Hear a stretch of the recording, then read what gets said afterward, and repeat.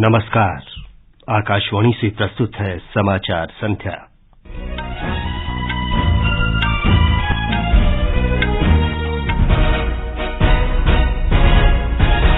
प्रधानमंत्री नरेंद्र मोदी नई दिल्ली में वैश्विक व्यापार सम्मेलन को संबोधित कर रहे हैं। सरकार ने महंगाई पर काबू पाने के लिए खुले बाजार में बिक्री योजना के अंतर्गत गेहूं के आरक्षित मूल्य को और कम किया। गृह मंत्रालय ने खालिस्तान टाइगर फोर्स और जम्मू कश्मीर गजनवी फोर्स को आतंकवादी संगठन घोषित किया। निर्वाचन आयोग ने महाराष्ट्र के मुख्यमंत्री एकनाथ शिंदे के नेतृत्व वाले गुट को शिवसेना का नाम और पार्टी का चिन्ह आवंटित किया। बेंगलुरु में एशिया का सबसे बड़ा शानदार रक्षा वैमानिकी प्रदर्शनी एयरो इंडिया शो का समापन और दिल्ली क्रिकेट टेस्ट मैच के पहले दिन ऑस्ट्रेलिया ने पहली पारी में 263 रन बनाए।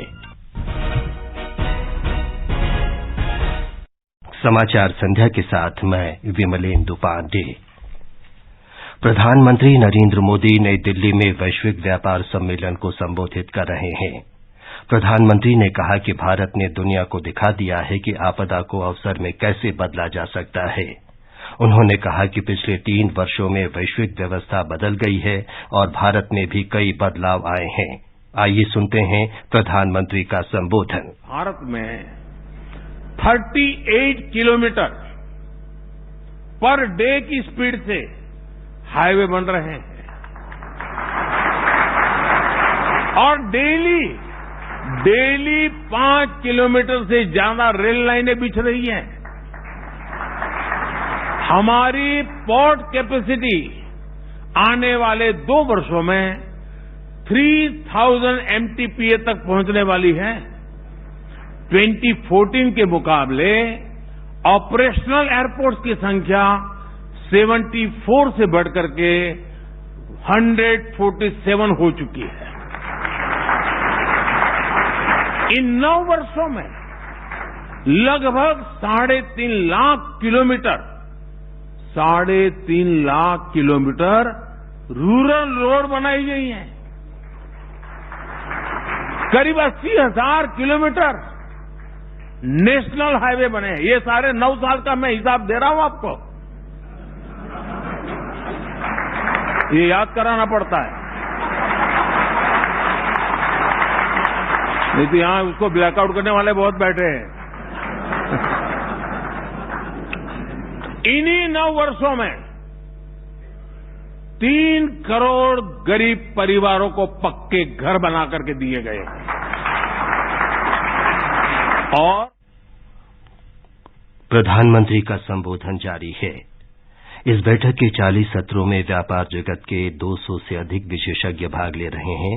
शिखर सम्मेलन में विचारक, नीति निर्धारक, शिक्षा विशेषज्ञ और उद्योग जगत के लोग भाग लेते हैं और महत्वपूर्ण आर्थिक चुनौतियों पर विमर्श करते हैं। टाइम समूह प्रत्येक वर्ष वैश्विक व्यापार शिखर सम्मेलन का आयोजन करता है।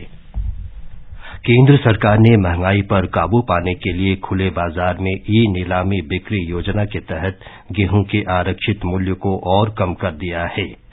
घटी हुई कीमत अगले महीने की 31 तारीख तक लागू रहेगी। विभिन्न श्रेणी के गेहूं के लिए 2,150 रुपये और 2,125 रुपये प्रति क्विंटल आरक्षित मूल्य निर्धारित किया गया है। उपभोक्ता कार्य मंत्रालय ने कहा है कि आरक्षित मूल्य में कमी से उपभोक्ताओं को गेहूं और गेहूं उत्पाद सस्ती दरों पर मिलेंगे।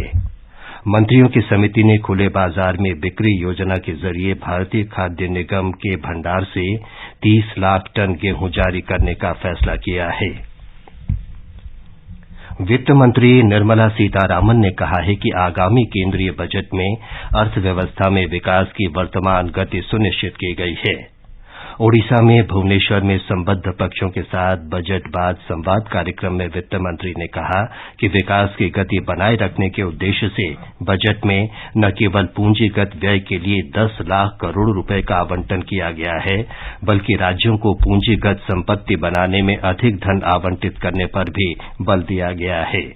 उन्होंने कहा कि भारत की विकास यात्रा में पिछड़े और वंचित वर्गों को शामिल करने पर जोर दिया गया है। The fiscal deficit is very much within the realm which was earlier predicted through a glide path which was given 2 years ago. We are fully compliant even in that. So you find that this budget is actually truly setting the pace for Amrit Kaal in covering all the segments, at the same time making sure India's growth momentum is not lost. Manipur में G20 देशों के प्रतिनिधिमंडल और आमंत्रित देशों के लिए आज इम्फाल में B20 सम्मेलन आयोजित किया गया। इसमें आर्थिक विकास से संबंधित विचारों का आदान प्रदान किया गया। इस सम्मेलन में 23 राष्ट्रों के 26 व्यापारिक प्रतिनिधिमंडलों और 24 राजनयिकों ने भाग लिया। सम्मेलन में चिकित्सा, पर्यटन, ICT और अन्य क्षेत्रों के बारे में चर्चा की गई।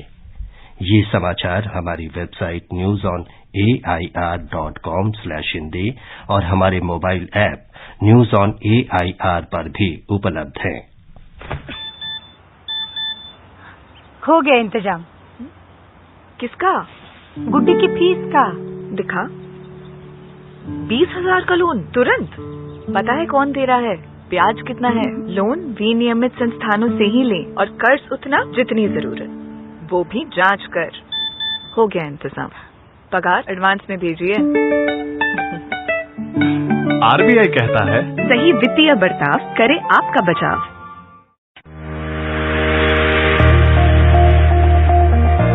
मैं डॉक्टर अर्चना प्रसाद आ रही हूँ कार्यक्रम अभ्यास में। विषय है समाजशास्त्र, शनिवार रात 9:30 बजे FM गोल्ड चैनल पर।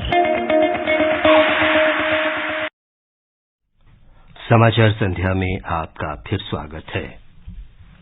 केंद्र सरकार ने गैर कानूनी गतिविधि रोकथाम अधिनियम के अंतर्गत खालिस्तान टाइगर फोर्स और जम्मू कश्मीर गजनवी फोर्स को आतंकवादी संगठन घोषित किया है। गृह मंत्रालय ने कहा है कि खालिस्तान टाइगर फोर्स एक उग्रवादी संगठन है जिसका उद्देश्य पंजाब में आतंकवाद को पुनर्जीवित करना है। जम्मू कश्मीर गजनवी फोर्स को जम्मू कश्मीर में घुसपैठ की कोशिशों और आतंकी हमलों को अंजाम देने में शामिल पाया गया है। गृह मंत्रालय ने आज हरविंदर सिंह संधू उर्फ रिंदा को आतंकवादी घोषित किया। वो आतंकवादी संगठन बब्बर खालसा इंटरनेशनल से जुड़ा है और लाहौर में रहता है। निर्वाचन आयोग ने शिवसेना के एकनाथ शिंदे गुट को पार्टी का नाम और धनुष तीर चुनाव चिन्ह आवंटित कर दिया है। आयोग ने अपने आदेश में कहा है कि श्री शिंदे को समर्थन देने वाले विधायकों को 2019 के महाराष्ट्र विधानसभा चुनाव में पार्टी को प्राप्त मतों का 76% हिस्सा मिला था। पिछले वर्ष निर्वाचन आयोग ने शिवसेना के धनुष और तीर के चिन्ह के इस्तेमाल पर रोक लगा दी थी और शिंदे तथा उद्धव गुट को अलग अलग नाम और चुनाव चिन्ह दिए थे। निर्वाचन आयोग के फैसले पर महाराष्ट्र के मुख्यमंत्री एकनाथ शिंदे ने प्रसन्नता व्यक्त की। चुनाव आयोग ने जो निर्णय दिया है उसका मैं स्वागत करता हूं। इनके विचारों का विजय है और उसके साथ जो 50 विधायक और 13 सांसद, हजारों लाखों कार्यकर्ता, पदाधिकारी, शिव सैनिक, ये इनका विजय है। मेघालय में विधानसभा चुनाव के लिए स्टार प्रचारक और सभी राजनीतिक दलों के वरिष्ठ नेता अपने उम्मीदवारों के समर्थन के लिए जनसभाएं और रैलियां करने में जुटे हैं। भाजपा के वरिष्ठ नेता और केंद्रीय गृह मंत्री अमित शाह ने आज पश्चिम गारो पर्वतीय क्षेत्र के गारो बाड़ा और डालू में 2 जनसभाएं की। उन्होंने केंद्र सरकार की योजना के लाभ से लोगों को वंचित करने के लिए कॉनरॉड की संगमा सरकार की आलोचना की। पूरे भारत में जहां जहां भारतीय जनता पार्टी की सरकार है वहां 24 घंटा बिजली पहुंच गई, मेघालय में नहीं पहुंची। मैं आपको कहता हूं गारो हिल वालों, इस बार 24 घंटा बिजली देने का काम ये भारतीय जनता पार्टी की सरकार की। अन्य दलों के नेता भी राज्य भर में चुनाव प्रचार कर रहे हैं। तृणमूल कांग्रेस के महासचिव अभिषेक बनर्जी ने शिलांग में कहा कि जन विरोधी नीतियों के कारण एनपीपी को इन चुनाव में करारा झटका लगने वाला है। उधर एनपीपी के वरिष्ठ नेता और मुख्यमंत्री कॉनरॉड के संगमा ने रोंगजिंग विधानसभा क्षेत्र में एक जनसभा में कहा कि विपक्षी दलों के पास कोई विशेष एजेंडा नहीं है, इसलिए वे उनके खिलाफ भ्रष्टाचार के आरोप लगा रहे हैं। नागालैंड में भारतीय जनता पार्टी के स्टार प्रचारक और अन्य दलों के नेता भी विभिन्न भागों में प्रचार कर रहे हैं। दोनों राज्यों में मतदान 27 फरवरी को होगा। सूचना और प्रसारण मंत्री अनुराग सिंह ठाकुर ने कहा है कि भूकंप प्रभावित तुर्की में भारत द्वारा किए जा रहे बचाव और राहत कार्य की दुनिया भर में सराहना हुई है। आज नई दिल्ली में एक पुस्तक का विमोचन करते हुए उन्होंने कहा कि संकट के समय में भारत ने नेपाल, अफगानिस्तान और श्रीलंका को भी मदद दी है। श्री ठाकुर ने कहा कि अब देश की क्षमताएं और उनका कद बदल गया है। भारत सरकार के जो प्रयास एनडीआरएफ ने टर्की और सीरिया में किए हैं, उन स्थितियों के बीच में भी भारत के डिजास्टर रिलीफ के हमारी टीम ने जो काम किया है, उसकी बुरी प्रशंसा पूरी दुनिया भर में हुई है। एक समय ऐसा था जब भारत सेवाएं लेता था, सहयोग लेता था। आज नए भारत में सहयोग करने का काम हुआ है। भारत की छवि और क्षमता दोनों बदली। भारत और मिस्र ने संयुक्त राष्ट्र सुरक्षा परिषद द्वारा चिन्हित सभी आतंकवादी संस्थाओं के खिलाफ ठोस कार्रवाई करने की आवश्यकता पर बल दिया है। आतंकवाद का मुकाबला करने से संबंधित भारत मिस्र संयुक्त कार्य समूह की तीसरी बैठक कल नई दिल्ली में हुई। दोनों देशों ने अंतर्राष्ट्रीय समुदाय से तत्काल ये सुनिश्चित करने का अनुरोध किया कि आतंकवादी उनके नियंत्रण वाले किसी भी क्षेत्र का उपयोग न कर सकें। ये समाचार आकाशवाणी से प्रसारित किए जा रहे हैं। ताजा समाचार जानने के लिए आप हमारे Twitter handle @AIR News Hindi को फॉलो कर सकते हैं। ये आकाशवाणी है। एशिया की सबसे बड़ी रक्षा वैमानिकी प्रदर्शनी एयरो इंडिया आज बेंगलुरु में शानदार हवाई प्रदर्शन के साथ संपन्न हुई। इसमें स्वदेशी हल्के युद्धक विमान तेजस, प्रशिक्षण विमान HTT-40, उन्नत हल्के हेलीकॉप्टर ध्रुव और किरण एरोबैटिक टीम ने शानदार हवाई प्रदर्शन किया। इस प्रदर्शनी में 811 प्रतिभागियों ने अपने उत्पादों का प्रदर्शन किया। इनमें 701 भारतीय कंपनियां थीं।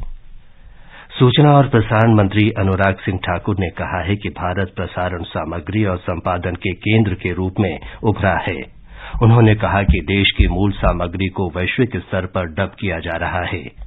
नई दिल्ली में नेटफ्लिक्स के ग्लोबल मुख्य कार्यकारी अधिकारी टेड सारंडोस के साथ बैठक में श्री ठाकुर ने भारत की क्षेत्रीय प्रसारण सामग्री और उसे कई भाषाओं में डब किए जाने के विषय पर चर्चा की। नेपाल के अंतर्राष्ट्रीय औद्योगिक व्यापार मेले और कुटीर उद्योग महोत्सव में काठमांडू के भ्रिकुटी मंडपम में रोजाना हजारों लोगों की भीड़ उमड़ रही है।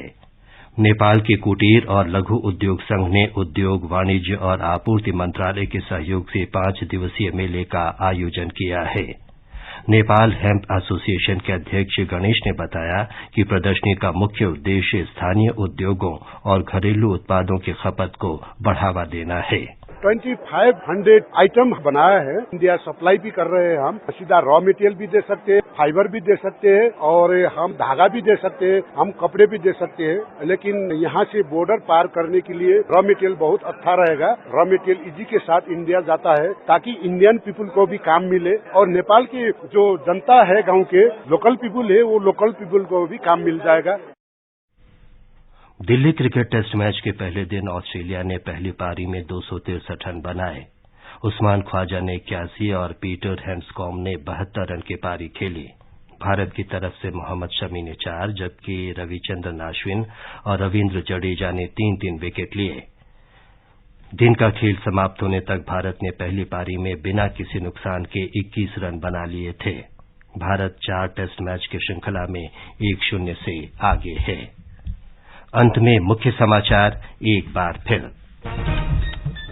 प्रधानमंत्री नरेंद्र मोदी ने कहा, सरकार गरीबों के सशक्तिकरण पर ध्यान दे रही है ताकि वे राष्ट्रीय विकास में योगदान कर सकें।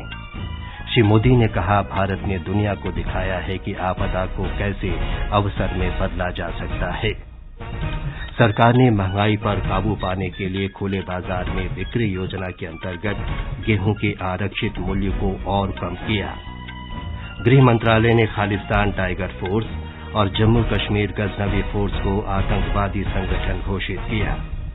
निर्वाचन आयोग ने महाराष्ट्र के मुख्यमंत्री एकनाथ शिंदे के नेतृत्व वाले गुट को शिवसेना का नाम और पार्टी का चिन्ह आवंटित किया। और बेंगलुरु में एशिया का सबसे बड़ा शानदार रक्षा वैमानिकी प्रदर्शनी एरो इंडिया शो का समापन। इसके साथ ही समाचार संध्या का ये अंक समाप्त हुआ। नमस्कार।